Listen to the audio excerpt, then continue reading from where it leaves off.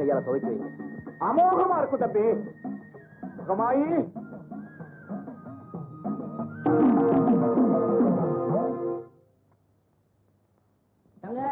அப்பா அப்பா அவளை ஏன் இங்க கூட்டிட்டு வந்தீங்க? அவங்க அப்பா வீட்டுல இருக்க உன்னை கட்டி வச்சா அது கட்டவன மரியாதையா பேசுங்க.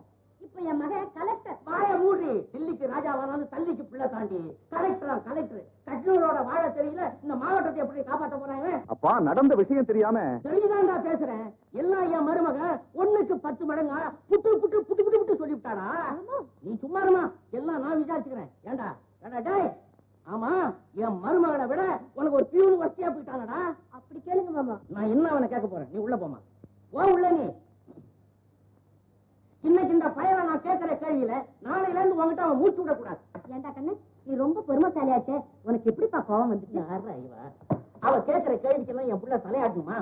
அவன் ஏதாவது அகம்பாவமா பேசியிருப்பா, என் பிள்ளைக்கு கோவம் வந்துருச்சு. 3 தடவை மூக்குல குத்துனா புத்தருக்கும் கோவம் வந்துடும். அப்பா கொஞ்ச நேரத்துக்கு முன்னால அவளுக்காக பறிஞ்சு பேசுனீங்க. ஆளுக்கு தகுந்தாப்புல பேசுறதுல உங்க அப்பாவை மஞ்சா யாராலையும் முடியாது. அடியே அத மாதிரி பேசி நான் எந்த குடும்பத்தையும் பிரிச்சது கிடையாது. ஒண்ணு சேர்த்து தான் வச்சிருக்கிறேன்.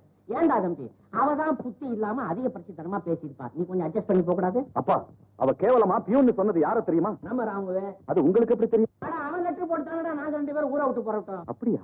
தம்பி கையேசி வாங்கின வரத்தினால தானே ராமன் காட்டுக்கு போனான். இந்த பாவி பாய கண்ணு மண்ணு தெரியாம குடிச்சதுனாலதான் இந்த ராமு கிராமத்துக்கு வந்துட்டான். அடேப்பா இதெல்லாம் தலையெழுத்து. நீ போ போய் ஹாப்பியா இருப்பா. கூட்டிட்டு போடி கூட்டிடுவா.